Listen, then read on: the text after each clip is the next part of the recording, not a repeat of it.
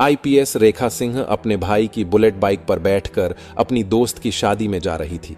न कोई सरकारी गाड़ी, न कोई सिक्योरिटी गार्ड, बिल्कुल आम इंसान की तरह, उम्र लगभग 30 साल, चेहरा शांत लेकिन आत्मविश्वास से भरा हुआ। देखने वालों को लग रहा था जैसे कोई आम लड़की हो। जैसे ही आईपीएस रेखा सिंह हाईवे पर पहुंची, आगे पुलिस की बैरिकेडिंग लगी दिखाई दी। कुछ पुलिसकर्मी सड़क पर खड़े होकर वाहनों की जांच कर रहे थे। सबसे आगे इंस्पेक्टर अशोक राणा खड़ा था, वर्दी में और पूरी अकड़ के साथ। इंस्पेक्टर अशोक राणा का ट्रैक रिकॉर्ड बेहद खराब था। उसके खिलाफ कई बार रिश्वत लेने और फर्जी चालान काटने की शिकायतें दर्ज हो चुकी थीं, लेकिन उसके ससुर एक बड़े जज थे। इसी वजह से उस पर कभी कोई कार्रवाई नहीं हो पाई। अब वह जिस महिला को रोकने जा रहा था, उसे अंदाजा भी नहीं था कि यह महिला उसकी पूरी जिंदगी तहस नहस कर सकती है। आईपीएस रेखा को करीब आता देख इंस्पेक्टर अशोक राणा ने हाथ उठाकर इशारे से रुकने को कहा। उसकी आवाज में रोब था, अरे ओ लड़की, बाइक साइड में लगा। रेखा ने बिना किसी झिझक के बाइक साइड में खड़ी कर दी। इंस्पेक्टर ने सख्त लहजे में पूछा, कहां जा रही हो? रेखा ने शांत स्वर में जवाब दिया, आज मेरी एक दोस्त की शादी है, वहीं जा रही हूं। अशोक राणा ने उसे सिर से पांव तक घूरा और फिर बोला, अच्छा तो मोहतरमा दावत खाने जा रही है, मगर हेलमेट कहां है? हेलमेट क्या तेरे पिताजी पहनाएंगे? और बाइक भी बड़ी तेज चला रही थी। तेरी खूबसूरती देख मेरा चालान काटने का मन तो नहीं कर रहा, लेकिन क्या करें, ड्यूटी तो ड्यूटी है, मजबूरी है, चालान करना ही पड़ेगा। यह कहते हुए उसने चालान बुक निकाल ली। रेखा समझ गई कि चालान तो बस बहाना है, उसकी नीयत खराब है, मामला कुछ और है। उसने शांति से कहा, सर मैंने कोई नियम नहीं तोड़ा है। यह सुनकर इंस्पेक्टर सख्त लहजे में बोला, ओ मैडम, हमें कानून मत सिखाओ, पुलिस हम हैं, तुम नहीं। कायदे कानून हमें अच्छी तरह पता है। रेखा बस चुपचाप उसे देखती रही। तभी अशोक राणा ने गुस्से में ऊंची आवाज में कहा, तू ऐसे नहीं मानेगी, तुझे कानून सिखाना पड़ेगा। अगले ही पल इंस्पेक्टर अशोक राणा ने अचानक उसके गाल पर जोरदार थप्पड़ मार दिया और गुर्राकर बोला, बहुत सवाल पूछती है, पुलिस जो कहे उसे चुपचाप सुनना चाहिए। रेखा का सिर एक पल के लिए झटका खा गया, लेकिन उसने खुद को तुरंत संभाल लिया। उसकी आंखों में अब गुस्से की तेज लपटें साफ नजर आ रही थीं। अशोक राणा ठहाका मारकर हंसा और अपने साथियों से बोला, अभी भी इसकी अकड़ बाकी है, लगता है इसे अच्छे से सबक सिखाना पड़ेगा। तभी एक सिपाही आगे बढ़ा और बोला, साहब इसे थाने ले चलते हैं, वहीं इसकी सारी अकड़ निकाल देंगे। इंस्पेक्टर ने हामी भरी, हाँ थाने ले चलो, वहीं समझ आएगा कि पुलिस से कैसे बात करनी चाहिए। इतना कहते ही एक सिपाही और इंस्पेक्टर ने रेखा का हाथ पकड़कर उसे खींचने की कोशिश की और बोले, चल जीप में बैठ। रेखा ने गुस्से से अपना हाथ झटक दिया और सख्त आवाज में बोली, ये सब करने की हिम्मत भी मत करना। उसकी आवाज में ऐसी दृढ़ता थी कि सिपाही एक पल के लिए सहम गया, लेकिन इंस्पेक्टर अशोक राणा का पारा और चढ़ गया।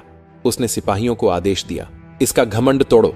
सिपाही आगे बढ़ा और बेरहमी से रेखा के बाल पकड़कर उसे जबरदस्ती घसीटने लगा। दर्द से रेखा कराह उठी, लेकिन फिर भी उसने अपनी असली पहचान छिपाए रखी। वह देखना चाहती थी कि ये लोग अपनी नीच हरकतों में कितनी हद तक जा सकते हैं। इसी बीच एक और सिपाही ने गुस्से में उसकी बाइक पर लात मारकर उसे नीचे गिरा दिया और बोला, बड़ी आई शरीफ बनने, अब तेरा खेल खत्म।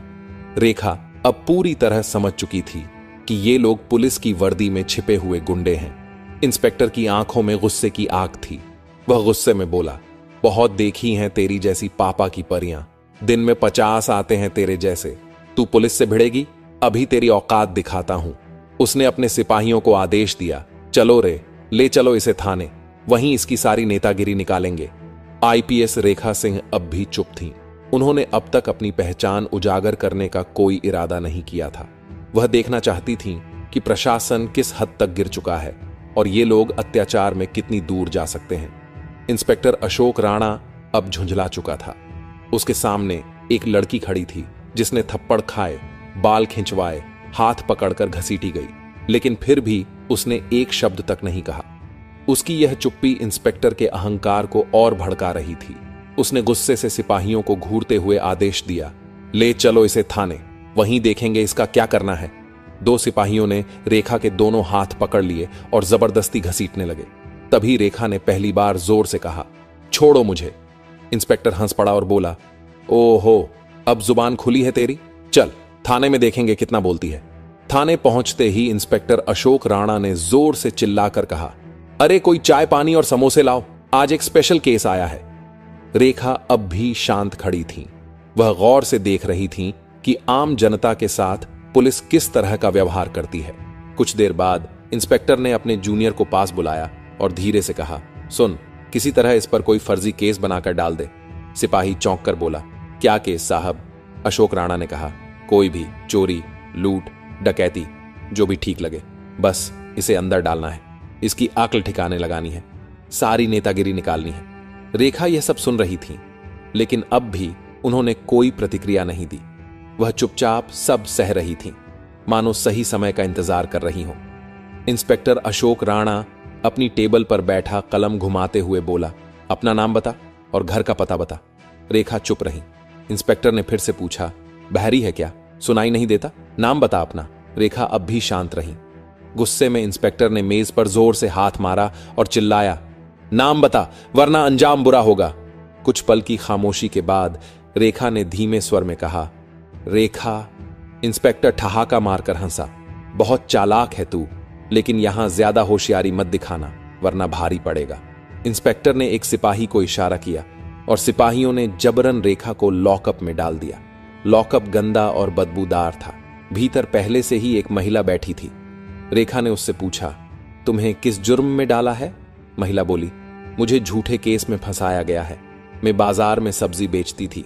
हर रोज इंस्पेक्टर अशोक राणा मुझसे फ्री में सब्जी लेकर जाता था। एक दिन मैंने फ्री में सब्जी नहीं दिया तो मुझ पर झूठा आरोप लगाकर मुझे जेल में डाल दिया। फिर उसने रेखा से पूछा, और तुझे? रेखा ने शांत स्वर में जवाब दिया, कुछ नहीं। अब वह और गहराई से सोच रही थी, अगर एक आईपीएस अधिकारी को बिना सबूत यूं ही अंदर किया जा सकता है तो आम जनता का क्या हाल होता होगा। बाहर इंस्पेक्टर अशोक राणा ने सिपाहियों से कहा, इस पर चोरी और ब्लैकमेलिंग का केस डाल दो। सिपाही हिचकिचाया, लेकिन साहब बिना सबूत के। इंस्पेक्टर हंस पड़ा, सबूत? इस थाने में सबूत ही तो बनाए जाते हैं। कुछ देर बाद अशोक राणा खुद लॉकअप में आ पहुंचा। वह गुस्से में हाथ उठाकर रेखा को थप्पड़ मारने ही वाला था कि तभी दरवाजे से एक कड़क आवाज आई, रुक जाओ। सभी की नजरें दरवाजे की ओर घूमी। वहां पुलिस अफसर हितेश कुमार खड़े थे। थाने में उनकी छवि एक ईमानदार अधिकारी की थी। हितेश ने लॉकअप में बंद महिलाओं की हालत देखी तो उनके चेहरे पर चिंता की लकीरें उभर आईं। उन्होंने सख्त आवाज में पूछा, यह सब क्या हो रहा है? अशोक राणा हल्की मुस्कान के साथ बोला, कुछ नहीं सर, बस एक सड़क छाप लड़की ज्यादा होशियारी दिखा रही थी तो सबक सिखा रहे थे। हितेश ने रेखा की तरफ गौर से देखा। उसके हाव भाव किसी साधारण महिला जैसे नहीं थे। उन्हें कुछ अजीब लगा। उन्होंने इंस्पेक्टर से पूछा, इस महिला का जुर्म क्या है? अशोक राणा थोड़ा हड़बड़ा गया, सर, इसने चेकिंग के दौरान बदतमीजी की थी। हितेश को उसकी बात पर विश्वास नहीं हुआ। उन्होंने सीधे रेखा की ओर देखा और शांत स्वर में पूछा, तुम्हारा नाम क्या है? रेखा अब भी चुप रही। अशोक राणा झुंझलाकर बोला, देखिए सर, यह तो अपना नाम तक नहीं बता रही है। हितेश समझ चुके थे कि मामला गंभीर है। उन्होंने आदेश दिया, ठीक है, इसे दूसरे लॉकअप में डालो। हितेश के आदेश पर सिपाही रेखा को दूसरे लॉकअप में बंद कर दिया। वह कमरा पहले से भी ज्यादा अंधेरा, गंदा और बदबूदार था। दीवारों पर मोटी नमी जमी हुई थी। रेखा ने चारों तरफ देखा। अब वह इस प्रशासन का असली चेहरा देख पा रही थी। हर बीतते पल के साथ उनका यकीन और पक्का हो रहा था। कानून अब सिर्फ कागजों पर रह गया है, असलियत में तो इसे रौंदा जा रहा है। इत्तेफाक से उसी दिन डीएम विजय कुमार पुलिस थानों का दौरा कर रहे थे। अचानक एक सिपाही घबराते हुए थाने के भीतर आया और बोला, साहब, बाहर एक बड़ी गाड़ी आई है। इंस्पेक्टर अशोक राणा चौंक कर बोला, कौन आया है? सिपाही ने कहा, सर, गाड़ी सरकारी है। इतना सुनते ही पूरे थाने का माहौल बदल गया। तभी डीएम विजय कुमार ने थाने में कदम रखा। उनकी आंखों में गुस्से की चमक थी। उन्होंने सीधा इंस्पेक्टर अशोक राणा की ओर देखा और कड़क आवाज में बोले, इंस्पेक्टर साहब, यहां क्या हो रहा है? अशोक राणा के पसीने छूट गए। वह अटकते हुए बोला, सर, कुछ नहीं, बस एक मामूली केस है। डीएम की नजर रेखा पर पड़ी। उन्हें देखते ही वे चौंक गए और तुरंत बोले, अरे मैडम, आप यहां इस हाल में? डीएम विजय कुमार ने टेबल पर पड़ी रेखा की फाइल उठाई और ध्यान से पढ़ी। फाइल में लिखा था, धारा 420 और ठगी का केस। डीएम की गूंजती आवाज थाने की दीवारों से टकराई। इस महिला पर 420 और ठगी का केस? सबूत क्या है तुम्हारे पास? अशोक राणा पूरी तरह हड़बड़ा गया। उसके पास कोई जवाब नहीं था। डीएम साहब ने सख्त आदेश दिया, इन्हें तुरंत लॉकअप से बाहर निकालो। फिर उन्होंने इंस्पेक्टर की तरफ देखा और गुस्से में बोले, इंस्पेक्टर साहब, आपको पता भी है ये महिला कौन है? ये इस जिले की नई नियुक्त हुई आईपीएस अधिकारी रेखा सिंह है। ये सुनते ही पूरे थाने में सन्नाटा छा गया। सभी पुलिसकर्मी हैरान खड़े रह गए। अशोक राणा के हाथ पैर कांपने लगे। उसकी आंखों के सामने जैसे अंधेरा छा गया। जिसे वह फर्जी केस में फंसा रहा था, वही इस जिले की आईपीएस निकली। रेखा ने डीएम से कहा, इस इंस्पेक्टर ने मेरे ऊपर हाथ उठाया, मेरे साथ बदतमीजी की और मुझ पर फर्जी केस डालने की कोशिश की। लॉकअप के अंदर जो महिला बंद थीं, वे भी बता रही थीं कि उन पर झूठे केस डाले गए हैं। डीएम विजय कुमार की आंखें गुस्से से लाल हो गईं। उन्होंने कड़े स्वर में कहा, क्यों इंस्पेक्टर अशोक राणा, तुम्हारी हिम्मत कैसे हुई आईपीएस मैडम पर हाथ उठाने की और झूठा केस डालने की, और एक निर्दोष महिला पर भी? अशोक कुछ बोलने ही वाला था कि तभी पुलिस अफसर हितेश तेज आवाज में बोले, सर, मुझे पहले से ही शक था कि यहां कुछ गड़बड़ है। अब अशोक राणा पूरी तरह अकेला पड़ चुका था। रेखा ने अब अपना असली रूप दिखाया। उनकी आवाज अब भी शांत थी, लेकिन लहजा इतना सख्त कि पूरे थाने में खामोशी छा गई। इंस्पेक्टर अशोक राणा, तुम्हें इसी वक्त सस्पेंड किया जाता है। तुम्हारे खिलाफ विभागीय जांच बैठेगी और तुम पर आपराधिक मुकदमा दर्ज होगा। अशोक के होश उड़ गए। उसके चेहरे पर हवाइयां उड़ रही थीं। आईपीएस रेखा सिंह ने आगे कहा, अब तुम्हारी असली जगह तुम्हारी अपनी जेल में होगी। गिरफ्तार करो इसे। डीएम विजय कुमार ने भी कड़क आदेश दिया, इंस्पेक्टर अशोक राणा को तुरंत हिरासत में लो। पूरा थाना सकते में आ गया। जो सिपाही अभी तक अशोक के इशारे पर चलते थे, वही अब उससे दूरी बनाने लगे। पुलिस अफसर हितेश मीणा ने आवाज लगाई, हवलदार, इंस्पेक्टर अशोक राणा को हिरासत में लो। सिपाही आगे बढ़े और अशोक राणा को पकड़ लिया। उसके चेहरे का रंग उड़ चुका था। उसे पहली बार एहसास हुआ कि उसका खेल अब खत्म हो गया है। लेकिन तभी उसने आखिरी दांव खेला। हंसते हुए बोला, रुकिए मैडम, क्या आपको लगता है कि इस थाने में सिर्फ मैं ही भ्रष्ट हूं? पूरा सिस्टम मेरे साथ है। ये सब पुलिस वाले भी शामिल हैं और कड़ियां ऊपर तक जुड़ी हैं। ये सुनते ही कई पुलिसकर्मी घबरा गए। उनके चेहरों पर डर साफ झलक रहा था। कुछ ने निगाहें झुका लीं तो कुछ के पैर कांपने लगे। रेखा ने डीएम की ओर देखा और गंभीर आवाज में बोली, सर, यह सिर्फ एक अफसर का मामला नहीं है। इस पूरे थाने की गहन जांच जरूरी है। यहां कोई भी दूध का धुला नहीं है। डीएम विजय कुमार ने तुरंत आदेश दिया, अभी एंटी करप्शन ब्यूरो को बुलाओ। पूरे थाने की जांच होगी। डीएम के आदेश के साथ ही थाने में अफरा तफरी मच गई। कुछ पुलिसकर्मी बुरी तरह सहम गए। जैसे ही एसीबी की टीम पहुंची और पूछताछ शुरू हुई, कई के चेहरों का रंग उड़ गया। कुछ के हाथ कांप रहे थे तो कुछ की टांगे। माहौल पूरी तरह बदल चुका था। तभी एक हवलदार कांपते हुए आगे बढ़ा और हाथ जोड़कर बोला, मैडम, मुझे माफ कर दीजिए, मैं तो सिर्फ आदेशों का पालन कर रहा था। रेखा ने सख्त नजरों से उसकी ओर देखा, लेकिन कुछ नहीं कहा। इसी बीच एक और सिपाही डरते डरते एक फाइल लेकर आगे बढ़ा और बोला, मैडम साहिबा, हमारे बड़े साहब भी इसमें शामिल हैं। रेखा चौंक कर बोली, कौन बड़े साहब? सिपाही ने घबराते हुए धीरे से कहा, एसआईएसपी साहब। थाने में एक बार फिर सन्नाटा छा गया। अब मामला सिर्फ अशोक राणा तक सीमित नहीं था। भ्रष्टाचार की जड़ें और भी गहरी थीं। डीएम विजय कुमार ने गहरी सांस ली और सख्त लहजे में कहा, इस थाने का पूरा स्टाफ तत्काल प्रभाव से निलंबित किया जाता है। विभागीय जांच बैठेगी और एसीबी पूरी छानबीन करेगी। यह सुनते ही थाने में हड़कंप मच गया। कुछ पुलिसकर्मी घबराकर अपने फोन निकालने लगे। कोई बचने का रास्ता ढूंढने लगा तो कुछ चुपचाप सिर झुकाकर खड़े रह गए। लेकिन अब कोई नहीं बच सकता था।